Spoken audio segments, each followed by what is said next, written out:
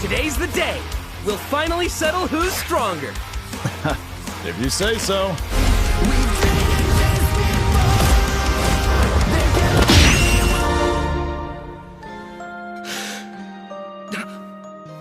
Huh?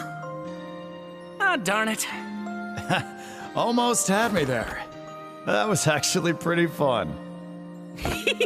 Yeah, it sure was. So hey guys, कैसे हो आप सब? आज के वीडियो में हम बात करने वाले सुपरमैन वर्सेस गोकू के बारे में। और ये कंपैरिजन जितना सिंपल दिखता है उतना है नहीं। 90s के अमेरिका में सुपर हीरो की बहुत ज्यादा हाइप थी और उन्हीं का ही आइकॉन था सुपरमैन। दूसरी ओर अमेरिका से हजारों किलोमीटर दूर एशिया में एनिमे बहुत तेजी से पॉपुलर हो रहा था और उन्हीं का ही आइकन था गोकू। और ऐसे में देखा जाए तो ये एक डिबेट एक्चुअली में दो अलग अलग कैरेक्टर्स के बीच की नहीं, दो अलग अलग कल्चर और आइडियोलॉजीज के बीच की है। सो आज की इस वीडियो में हम कंप्लीटली न्यूट्रल होकर देखेंगे कि सुपरमैन और गोकू के बीच में कौन ज्यादा स्ट्रांग है और कौन किसको हरा पाएगा एक बैटल में। सो वीडियो हद से ज्यादा इंटरेस्टिंग होने वाली है। सो प्लीज वीडियो को अंत तक देखिए। चैनल पे नए हैं तो सब्सक्राइब कर लीजिए। So without wasting any for time let's get things started. पहले मैं अगर बात करूं सुपरमैन की, सो वो पोजेस करता है गॉड लाइक स्ट्रेंथ, क्योंकि वो एक क्रिप्टोनियन है और कोई भी क्रिप्टोनियंस येलो सन के कांटेक्ट में आने के बाद उनकी पावर बहुत ज्यादा इनहांस हो जाती है, क्योंकि वो 32 सालों तक अर्थ पे रहा है,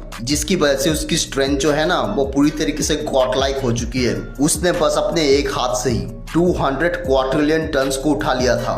अगर ये आपको बहुत ज्यादा लगता है ना तो असली कमाल अभी बाकी है। उसने बस अपनी एक चीख से इंटायर गैलेक्सी को डिस्ट्रॉय कर दिया था। और एक बार तो उसकी स्ट्रेंथ इतनी ज्यादा बढ़ गई थी कि उसने लिटरली 56 यूनिवर्स को एक साथ एक पंच में डिस्ट्रॉय कर दिया था, यानी पूरे के पूरे डीसी मल्टीवर्स को। इसके अलावा भी सुपरमैन पोजेस करता है सुपर ह्यूमन स्पीड। वो लाइट की स्पीड से 12,500 टाइम मोर फास्टर है और एक बार तो वो सोलर सिस्टम से भी बाहर चला गया था सिर्फ 10 सेकंड में। वो हैंड टू हैंड कॉम्बैट और मार्शल आर्ट का एक्सपर्ट भी है। उसे वंडर वुमन, बैटमैन जैसे स्किल्ड मार्शल आर्टिस्ट ने ट्रेन किया है। उसकी ड्यूरेबिलिटी भी बहुत ज्यादा हाई है। उसे ह्यूमन मेड वेपन्स तो छोड़ ही दो, प्लैनेट डिस्ट्रॉय अटैक्स का भी कोई भी फर्क नहीं पड़ता। उसके पास सोलर फ्लेयर की भी एबिलिटी है और ये जो उसका सोलर फ्लेयर है ना वो सुपरनोवा एक्सप्लोजन से भी हजारों गुना ज्यादा स्ट्रॉन्ग है। इसके अलावा भी उसके पास एक्सरे विजन, फ्रीज ब्रेथ और हीट विजन की भी एबिलिटी है। और वो जो उसका हीट विजन है ना उसके बारे में ये कहा जाता है कि उसका टेम्परेचर एक्सप्लोडिंग सन के कोर के टेम्परेचर से भी बहुत ही ज्यादा है। और फ्रीज ब्रेथ के बारे में तो आप सब जानते ही होंगे, कैसे वो फूंक मार के किसी भी गरम चीज को बर्फ की तरह जमा देता है। अगर मैं बात करूं सुपरमैन की वीकनेस की, सो उसके पास एक नहीं तीन वीकनेस है, क्रिप्टोनाइट, मैजिक और रेड सन, जिनके सामने आने के बाद तो सुपरमैन बहुत ही ज्यादा वीक पड़ जाता है। वो लिटरली एक नॉर्मल ह्यूमन बन जाता है उनके सामने। अगर मैं बात करूं गोकू के बारे में, सो गोकू है main protagonist dragon ball franchise का गोकू, जिसे हम एंजल बॉर्न इन हेल भी कहते हैं। ऐसा इसलिए कॉज कि उसने अपने बचपन में ही ऐसे कांड कर लिए थे जिसके बारे में कोई नॉर्मल सुपर हीरो तो सोच भी नहीं सकता। वो हमेशा हमें अपनी लिमिट्स को पुश करते हुए दिखाया गया है और उसने बहुत बार तो अपनी लिमिट्स को सरपास भी किया है। बेसिकली गोकू अपने इमोशंस और अपनी ट्रेनिंग की वजह से अपने लिमिट्स को हर बार सरपास कर देता है। कॉज कि उसके पास है साइयन फिजियोलॉजी। एनिमे में हमें बहुत बार बताया गया कि साइंस की कोई लिमिट्स नहीं होती। सो हम ये कह सकते हैं कि गोकू की जो फिजिकल एबिलिटीज है वो नियरली लिमिटलेस है। उसके पास various different kind of transformation है, जिनमें से सबसे ज्यादा स्ट्रॉन्ग है मास्टर अल्ट्रा इंस्टिंक्ट, जिसमें जाने के बाद तो उसने जीरन तक को डिफीट कर दिया था। इस फॉर्म में गोकू मल्टीपल यूनिवर्स को अपने बस एक पंचेस से डिस्ट्रॉय कर सकता है। मास्टर अल्ट्रा इंस्टिंक्ट में गोकू की स्पीड भी बहुत ज्यादा बढ़ जाती है। वो लाइट की स्पीड से 33,000 टाइम मोर फास्टर बन जाता है। और ये तो मैंने कम बोल दिया, कॉज की वो ट्रेनिंग करके अपनी स्पीड की लिमिट को हर बार सरपास कर देता है। गोकू ने बहुत बार डिफीट किया है गैलेक्सी कॉन्करर बीइंग को, जिसकी वजह से उसने अपनी जर्नी में बहुत सारे टेक्निक्स भी सीखे हैं, जैसे कायोकेन, जिसकी मदद से वो अपने स्ट्रेंथ और स्पीड को बढ़ा सकता है, जैसे 1 से 20 गुना। उससे ज्यादा उसने अपनी स्ट्रेंथ और स्पीड की लिमिट को कभी बढ़ाया ही नहीं है। उसने बचपन में ही मास्टरी कर ली थी अपनी की को। उसके पास फुल कंट्रोल है अपनी की का, जिसकी वजह से उसके ऊपर किसी भी तरह के माइंड अटैक का कोई इफेक्ट नहीं पड़ता।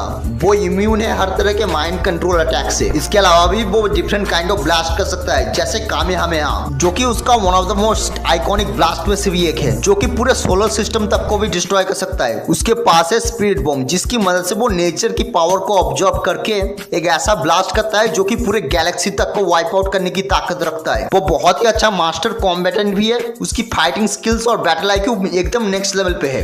इसके अलावा गोकू टेलीपोर्टेशन भी कर सकता है, यानी हजारों लाइट ईयर्स को एक सेकंड में कवर कर सकता है। इसके अलावा भी उसके पास है गॉड की, जिसकी मदद से वो स्पेस में भी सर्वाइव कर सकता है, यानी वो स्पेस में भी सांस ले सकता है। अब तो ये तो मैंने इन दोनों ही कैरेक्टर्स की पावर्स और एबिलिटीज डिटेल में एक्सप्लेन कर दिया। अब मैं बात करता हूँ इन दोनों ही कैरेक्टर्स के एडवांटेज और डिसएडवांटेज के बारे में, जो वो होल्ड करते हैं एक दूसरे के अगेंस्ट फाइट में। सो पहले मैं अगर बात करूँ गोकू के एडवांटेज के बारे में, सो वो होगी इसकी एनर्जी ब्लास्ट। अब ड्रैगन बॉल फ्रेंचाइज की यही एक खासियत है, वहाँ पे डिफरेंट कैरेक्टर्स के पास डिफरेंट टाइप के एनर्जी ब्लास्ट होते हैं। जैसे गोकू के कामेहामेहा उसका one of the most iconic blast में से एक है। बट हमें ये भी नहीं भूलना चाहिए कि सुपरमैन बहुत ज्यादा ड्यूरेबल है, वो लाखों न्यूक्लियर अटैक्स को एक साथ सर्वाइव कर सकता है। लेकिन हाँ, गोकू का कामेहामेहा किसी न्यूक्लियर एक्सप्लोजन से तो बहुत ही ज्यादा स्ट्रॉन्ग है, वो प्लैनेट्स तक को डिस्ट्रॉय कर सकता है। सो हम ये कह सकते हैं कि सुपरमैन को थोड़ी सी दिक्कत होगी गोकू के कामेहामेहा और उसके अदर ब्लास्ट को टैंक करने में। लेकिन हमें ये भी नहीं भूलना चाहिए कि सुपरमैन के पास उसका हीट विजन है, जिसका टेम्परेचर एक्सप्लोडिंग सन के कोर के टेम्परेचर से भी बहुत ज्यादा है।